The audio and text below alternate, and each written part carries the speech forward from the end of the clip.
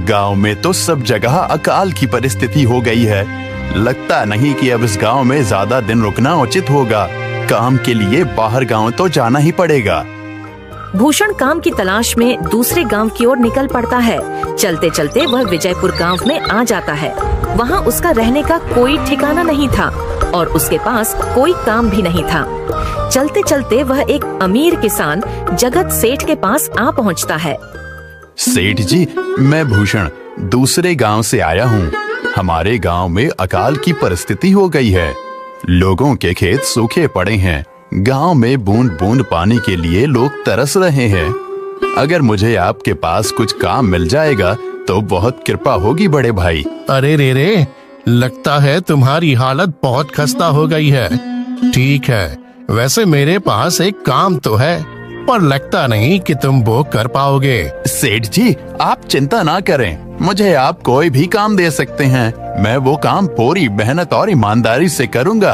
अच्छा ठीक है भूषण, तो कान खोल कर सुन लो। मेरे पास 50 गायें और 50 भैंसें हैं। तुम्हें हर रोज इन जानवरों का गोबर निकालना होगा और रोज सुबह शाम उन्हें चारा पानी देना होगा। महीने के आखिर में तुम्हें इस काम के लिए 200 रुपए मिलेंगे और हाँ, 2 वक्त का खाना भी हमारी तरफ से मुफ्त दिया जाएगा। बोलो, क्या तुम ये काम कर पाओगे? अरे बाप रे, 50 गाय और भैंसों को संभालना आसान काम नहीं है, पर अब मैं कुछ कर भी तो नहीं सकता। और ऊपर से सेठ जी 2 वक्त का खाना भी दे रहे हैं। ठीक है सेठ जी, मैं ये काम कर लूंगा, पर एक विनती है। हाँ बोलो भूषण, क्या बात है? सेठ जी, अगर आपको समस्या ना हो तो क्या मैं आपके गायों के साथ गौशाला में रह सकता हूँ? सेठ जी, मैं इस गांव में नया हूँ। मेरा रहने का कोई ठिकाना नहीं है। जग्गा सेठ थोड़ी देर तक सोचता है और भूषण को ऊपर से नीचे तक देखने के बाद उससे कहता है, ठीक है भूषण, तुम गौशाला में रह सकते हो। जी धन्यवाद सेठ जी। तब से भूषण गौशाला में रहकर अपना काम करने लगता है। वह रोज जल्दी उठकर गाय और भैंसों का गोबर निकालता, उन्हें चारा डालता और समय पर पानी भी पिलाता था। हर रोज भूषण अपना काम ईमानदारी और पूरी मेहनत से करता था। जगत सेठ को भी भूषण का काम बहुत पसंद आने लगा, क्योंकि वह अपना काम सफाई से करता था। एक दिन जगत सेठ भूषण को बुलाकर उससे बोलता है, भूषण, मुझे तुम्हारा काम बहुत पसंद आया है। तुम गाय और भैंसों का अच्छा ख्याल रख रहे हो, इसलिए दूध की गुणवत्ता भी बढ़ गई है और गायें पहले से ज्यादा दूध भी दे रही हैं। इसलिए मैं आज से तुम्हारी तनख्वाह बढ़ाकर पूरे 400 रुपए कर रहा हूँ। आपका बहुत बहुत धन्यवाद सेठ जी। कुछ दिन ऐसे ही बीतने लगते हैं। भूषण जगत सेठ के पास बहुत मेहनत और ईमानदारी से काम करता है। धीरे धीरे भूषण के पास अच्छा खासा रुपया जमा हो जाता है, जिससे वह अपने लिए छोटा सा रहने लायक एक कुटिया बनवा लेता है। उस गौशाला में सोकर तो नाक से गोबर की गंध अभी भी नहीं जा रही। अब आखिरकार मुझे अपने घर में चैन से सोने को तो मिलेगा। तब से भूषण जगत सेठ के पास गौशाला में काम करने आता और 2 वक्त का खाना खाकर अपने घर सोने के लिए चला जाता था। कई साल ऐसे ही बीत जाते हैं। भूषण की मेहनत के कारण उसके पास अच्छा खासा रुपया जमा हो जाता है।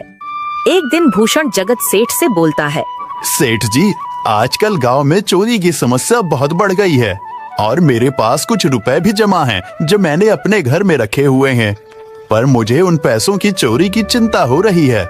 आपको तो पता है कि मैं दिन भर आपके पास ही काम करता हूँ और सिर्फ रात में ही घर सोने जाता हूँ, इसलिए मुझे रोज उन पैसों की चोरी की चिंता सताती है। हाँ भूषण, तुम बात तो बिल्कुल सही कह रहे हो।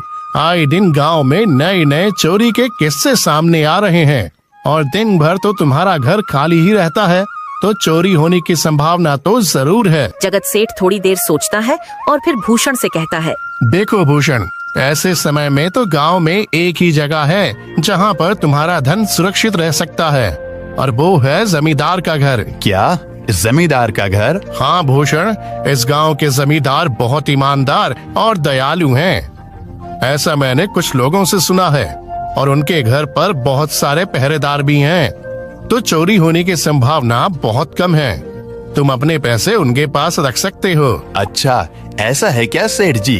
ठीक है, फिर आज ही मैं जमींदार जी से मिलकर बात करता हूँ और उन्हें अपनी समस्या बताता हूँ। उस दिन भूषण जमींदार जी के घर उनसे बात करने जाता है। तुम रुको, कहाँ अंदर आए जा रहे हो? वहीं रुक जाओ। जी, मुझे जमींदार जी से मिलना है। मुझे उनसे कुछ काम है। क्या काम है तुमको उनसे? मुझे जरा बताओ। जी, मुझे कुछ पैसे रखवाने थे उनके पास, यही काम के लिए आया था मैं। अच्छा ठीक है, तुम अंदर जा सकते हो। नमस्ते जमींदार जी, मैं भूषण जगत सेठ के यहाँ काम करता हूँ। कुछ साल पहले ही मैं दूसरे गांव से यहाँ आया हूँ। अच्छा भूषण, बोलो तुम्हारा क्या काम है मेरे पास? जमींदार जी, मैं सालों से जगत सेठ के पास काम कर रहा हूँ और मैंने कुछ रुपए भी जमा कर लिए हैं। पर बात यह है कि गांव में चोरी की समस्या बहुत बढ़ गई है, तो मुझे अपने रुपए घर में रखने से डर लग रहा है। अच्छा, कितने रुपए जमा किए हैं तुमने? जमींदार जी, यही कोई 5 से 6 हजार रुपए होंगे मेरे पास। वाह, ये तो बड़ी रकम है। मैंने आपकी ईमानदारी के बारे में लोगों से बहुत सुना है, इसलिए मैं अपनी रकम आपके पास कुछ वक्त के लिए रखने आया हूँ। हाँ भूषण, तुमने बिल्कुल सही सुना है। तुम्हारी रकम मेरे पास पूरी तरह से सुरक्षित रहेगी। तुम अब चिंता ही छोड़ दो, मैं सब देख लूंगा। भूषण अपने पैसों की थैली जमींदार को दे देता है। ये पूरे 5,800 रुपए हैं, आप गिनकर देख लीजिए। गिनने की क्या जरूरत है? तुम तो जगत सेठ के आदमी हो, मुझे तुम पर पूरा विश्वास है। जमींदार जी, आपका बहुत बहुत धन्यवाद। अब मुझे चोरों का कोई डर नहीं है, क्योंकि मेरे पैसे सुरक्षित हाथों में हैं। अरे भूषण, कोई बात नहीं, धन्यवाद तो मुझे बोलना चाहिए, जो तुम मेरे पास आए अपने रुपए रखने के लिए। भूषण अपने पैसे जमींदार को देकर अपने घर चला जाता है। हाँ भूषण, तुम्हारे पैसे मेरे हाथों में ही अच्छे लगते हैं। ऐसे ही भूषण ईमानदारी और मेहनत से जगत सेठ के यहाँ काम कर रहा था। देखते ही देखते 2 साल ऐसे ही बीत जाते हैं। एक दिन भूषण सोचता है, अब बहुत साल हो गए जगत सेठ के यहाँ काम करते हुए। वैसे सेठ जी तो बहुत अच्छे इंसान हैं, पर सोच रहा हूँ कि खुद की जमीन लेकर उस पर मेहनत करूँ, तभी मैं बड़ा आदमी बन सकता हूँ।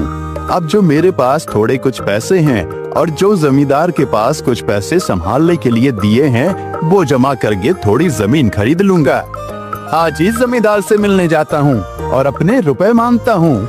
ये सोचकर भूषण जमींदार जी के घर चला जाता है। जमींदार जी, मैं अपने रुपए वापस लेने आया हूँ। आपके पास मैंने 5,800 रुपए दिए थे संभालने के लिए।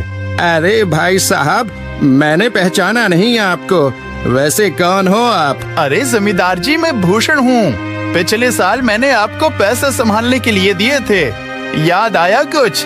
अरे भाई साहब, मेरे पास कितने सारे लोग आते जाते हैं पैसे रखने के लिए, और सभी के साथ मेरा अच्छा व्यवहार होता है।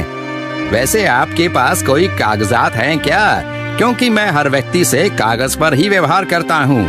किसने कितने पैसे दिए, किसके कितने पैसे रखे हैं, सबका व्यवहार रहता है मेरे पास। जमींदार जी, ये आप क्या बात कर रहे हैं?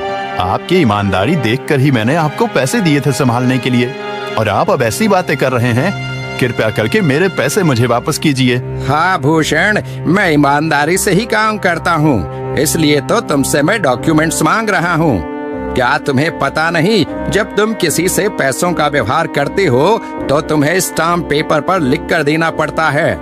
तुम किसी से भी पूछ सकते हो। नहीं जमींदार जी, मैं आपके पैर पड़ता हूँ, कृपया करके मेरे रुपए मुझे दे दीजिए। बड़ी मेहनत से मैंने वो पैसे जमा किए थे, मुझ पर ऐसा अन्याय ना करें। अरे क्या ये झूठ मूठ का रोना धोना लगाया है? लगता है तुम ढोंगी हो और मेरी ईमानदारी और भोलेपन का फायदा उठाकर मुझसे ये रुपए लेने आए हो। रुक, तुझे अभी सबक सिखाता हूँ। जमींदार अपने आदमियों को बुलाकर भूषण की पिटाई करने को कहता है। इसे तब तक मारो जब तक ये बेहोश ना हो जाए। इस 2 कौड़ी के आदमी ने मेरी ईमानदारी पर सवाल उठाया है, इसे छोड़ना मत। जमींदार के आदमी भूषण को डंडे से खूब मारते हैं। फिर भूषण दुखी होकर अपने घर चला जाता है। भूषण के शरीर पर घाव के निशान स्पष्ट दिखाई दे रहे थे। 2 दिन से भूषण घाव के दर्द के कारण जगत सेठ के घर काम के लिए नहीं जा पाता है। इसलिए अगले दिन जगत सेठ भूषण के पास आ जाते हैं। वह देखते हैं कि भूषण खाट पर सो रहा है और वह बड़ा ही चिंता में नजर आ रहा है। भूषण भाई, तुम 2 दिन काम पर नहीं आए, क्या हुआ भाई? तबीयत ठीक है ना तुम्हारी? कुछ समस्या है क्या? अरे सेठ जी, आप खुद यहाँ आए हो। आप खबर भिजवाते तो मैं खुद चला आता। अरे भूषण, कोई बात नहीं, तुम्हें देखकर लगता है तुम बीमार हो। क्या हुआ है तुम्हें? जगत सेठ, क्या बताऊं, जिस जमींदार के पास पिछले साल मैंने अपने पैसे संभालने को दिए थे, वो आज मुझे पैसे वापस नहीं करना चाहता। वो बहुत लालची इंसान है, वो लोगों को ठग रहा है। और जब मैंने बाद में गिड़गिड़ाना शुरू किया तो उसने डंडे से मार मार कर मेरी पिटाई करवा दी और मुझे वहां से धक्के मार कर निकाल दिया। अरे बाप रे, ये तो बड़ा ही गंभीर विषय है। मैंने तो जमींदार के बारे में अच्छा ही सुना था, पर मुझे भी नहीं पता था कि वो इंसान इतना गिरा हुआ है। तभी मैं सोचूं, हर साल उसकी संपत्ति इतनी ज्यादा कैसे बढ़ रही है। मुझे माफ कर दो भूषण, मैंने ही तुम्हें जमींदार के पास जाने को बोला था। गलती तो मेरी भी है। नहीं जगत सेठ, आप तो मेरा अच्छा ही सोच रहे थे। ये तो उस जमींदार का लालच है। अब लगता नहीं मेरे पैसे उस जमींदार से वापस मिलेंगे भी। भूषण, मेरे पास एक तरकीब है जिससे मैं तुम्हारे पैसे तुम्हें वापस दिला सकता हूँ। जगत सेठ भूषण के कान में सारी तरकीब बताता है। ठीक है सेठ जी, हे ऊपर वाले, ये तरकीब कामयाब होने दीजिए। अगले दिन जगत सेठ बहुत सारे पैसों को एक सूटकेस में भरकर खुद जमींदार के घर जाता है। अरे जगत सेठ, आज आप खुद यहाँ? बोलो भाई, इस गरीब के घर कैसे आना हुआ? हमारा तो ये सौभाग्य है कि आप जैसे धनी आदमी के चरण हमारे घर में लगे हैं। नमस्ते जमींदार जी। अरे जमींदार जी, आप तो मुझे अब लज्जित कर रहे हैं। वैसे मैं कुछ महीनों के लिए दूसरे राज्य में व्यापार करने जा रहा हूँ। मैं ये लगभग 50,000 रुपए लाया हूँ। मुझे डर है कि कहीं ये चोरी ना हो जाएं। क्या आप मेरे सारे पैसे अपने पास संभाल कर रख सकते हैं? आपके सिवाय इस गांव में और किसी पर भरोसा नहीं कर सकता। अरे जगत सेठ, ये भी कोई पूछने की बात है? मेरे पास आपके पैसे बिल्कुल सुरक्षित रहेंगे।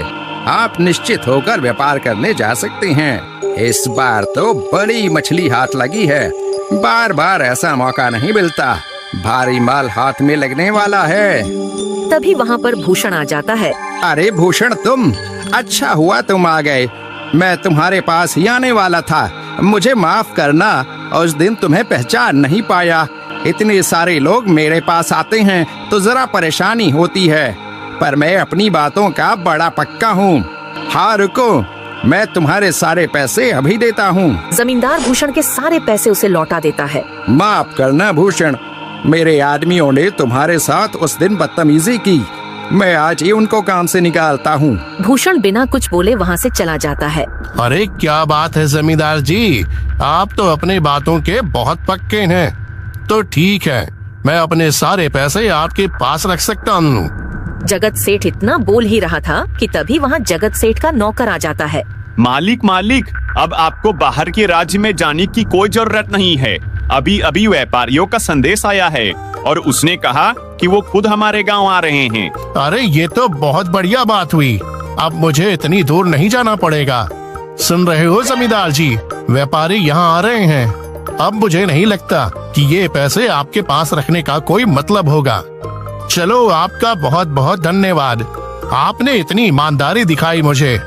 हाँ, पर अगली बार जरूर आपके पास ही आऊंगा। ऐसा बोलकर जगत सेठ और उसका नौकर वहाँ से अपने पैसे लेकर चले जाते हैं। धत तेरी की, ये क्या हो गया? ये 50,000 तो चले गए और जो भूषण के 5,800 रुपए हड़प लिए थे वो भी चले गए। आपका बहुत बहुत धन्यवाद सेठ जी। अगर आज आप ना होते तो मेरी सारी जमा पूंजी वो जमींदार हड़प लेता। भूषण, कोई बात नहीं। जो व्यक्ति मेहनत और ईमानदारी से कमाता है, ऊपर वाले उसका कभी बुरा नहीं होने देते, और जो हराम की कमाई का खाता है उसका कभी अच्छा नहीं होने देते।